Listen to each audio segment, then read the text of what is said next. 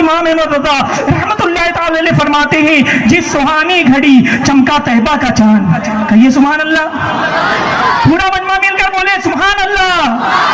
جس سہانی گھڑی چل افروز ساعت پہ لاکھوں سلام نے ظلم کو ختم کیا, امن کا پیغام دیا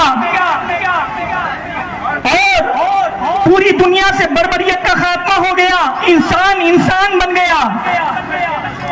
عزیزان گرامی, ظلم دور کرنے کے لیے, گناہ ختم کرنے کے لیے انبیاء کرام تشریف لاتے رہے.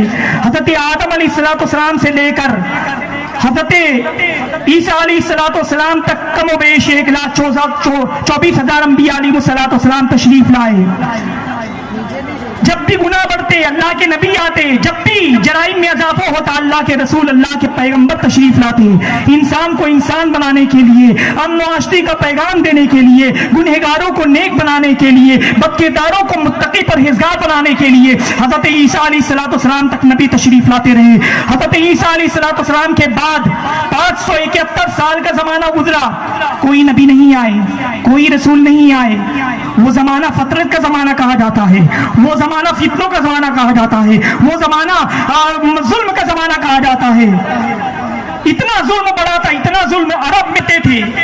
اگر ان کے یہاں اتنے جاہل تھے وہ لوگ, اگر ان کے یہاں لڑکی پیدا ہوتی تو ماں اپنے ہاتھوں سے لڑکی کا گلا دبا دیتی, باپ اپنے ہاتھوں سے لڑکی کو دفن کر دیتا زندہ. سوچو مسلمانوں, آج ماں باپ اپنے بچوں سے کتنی محبت کرتے ہیں. ایک ننھی سی جان جس کے جسم میں اسی کا خون ہے, باپ اپنے ہاتھوں سے گلا دبا رہا ہے, ماں باپ اپنے ہاتھوں سے گلا دبا رہی ہے. عزیزان ملت اسلامیہ, ایسا ظلم تھا, ایسا ظلم کہ انسانیت کانپ جائے. 1400 سال پہلے کی تاریخ پڑھیے.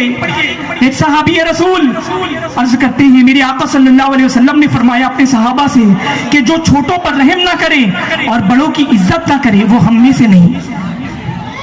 تو ایک صحابی رسول رونے لگے, عرض کرنے لگے, اور وہ اپنا واقعہ بتاتے ہیں کہ ایک مرتبہ ان کی بیوی حاملہ تھی اور وہ سفر پر جا رہے تھے, اور سفر پر جب جانے لگے اونٹوں پر اور گھوڑوں پر ہوتا تھا, سالوں لگ جاتے تھے.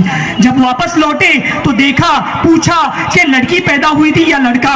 بیوی نے کہا کہ لڑکی پیدا ہوئی تھی, میں نے اس کو دفن کر دیا. شوہر نے کہا کہ اچھا کیا. لیکن کچھ دنوں کے بعد دیکھتے ہیں کہ ایک پڑوس کی ایک بچی ہے جو گھر پر آ رہی ہے, اور وہ کہتے ہیں کہ میری بیوی اس کا بال سنوار رہی ہے, اس کے ساتھ پیار کر رہی ہے, اس کے ساتھ محبت کر رہی ہے. تو انہیں بڑا اچنبھا ہوا اور کہا کہ تم اس بچی سے کتنی محبت کیوں کر رہے ہو؟ تو بیوی نے کہا کہ یہ پڑوس کی بچی ہے, میں لے آئی تھی پیار کرنے کے لیے. انہوں نے کہا کہ پڑوس میں تو اور بھی بچی, کہا کہ یہ بچی تو بالکل ہماری طرح دکھ رہی ہے, اس کا چہرہ ہماری طرح رہا ہے, اس کی انگلیاں ہماری طرح دکھ رہی ہے. تو پھر اس کے بعد بیوی نے کہا کہ ہاں یہ ہماری ہی بچی ہے, ہاں اس کی رگوں میں دوڑنے والا خون ہمارا ہی خون ہے, یہ ہماری ہی بیٹی ہے. پھر شوہر نے پوچھا کہ تو جب بیٹی پیدا ہوئی تھی تو گلا کیوں نہیں دبایا؟ تو ماں نے کہا کہ جب بچی پیدا ہوئی تو اس کے گلے تک میں نے اپنا ہاتھ لے گئی, بچی کا گلا دبانا چاہتی تھی کہ میری ممتا نے مجھ کو جھنجھوڑ دیا, میری ممتا نے ضمیر نے جھنجھوڑ دیا کہ میں اپنی بیٹی کا اپنے ہاتھوں سے گلا دبا دوں. ممتا نے گوارا نہ کیا تو میں نے سوچا کہ پڑوس کے بھیج دوں گی, وہاں پرورش ہوگی. شوہر نے کہا تم نے اچھا نہیں کیا. اب بھی بچی سمجھ گئی تھی کہ یہ میرے باپ ہیں, فوراً گود میں اٹھایا. گود میں اٹھانے کے بعد ایک ہاتھ میں کدال لی, زمین کھودنے کا اوزار لیا اور قبرستان کی جانب بڑھنے لگے. جب قبرستان پہنچے بچی کو ایک جگہ بٹھا دیا اور پھر اس کے بعد وہ گٹا کھودنے لگے, اور وہ ننھی سی بچی اپنے باپ کا کام بتا رہی تھی, مٹی اٹھا کر دور پھینک رہی تھی. اس ننھی سی جان کو کیا معلوم تھا کہ میرا باپ میری قبر کھود رہا ہے, اس ننھی سی جان کو کیا معلوم تھا کہ میرا باپ میرا گٹا کھود رہا ہے, مجھ کو زندہ دفن کر دے گا. لیکن وہ بچی اپنا باپ کی مدد کر رہی تھی, مٹی اٹھا کر پھینک رہی تھی. جب قبر تیار ہو گئی, گڈھا تیار ہو گیا, تو اس کے بعد گڈھا تیار ہو گیا, ڈال دیا, قبر میں ڈال دیا اور اوپر سے مٹی ڈالنے لگا. بچی چلاتی رہی, ابا جان مٹی نہ ڈالو. بچی روتی رہی, ابا جان مٹی نہ ڈالو, میرا دم گھٹ رہا ہے, میں مر جاؤں گی, میری سانس رک رہی ہے. بچی کی آواز نکلتی جا رہی تھی. لیکن وہ ظالم, مطلب وہ لوگ ایسے سخت دل تھے, ان کے اوپر اثر نہ ہوا اور بچی کی آواز آخر میں وہ قبر میں دب گئی، بچی نے دم توڑ دیا۔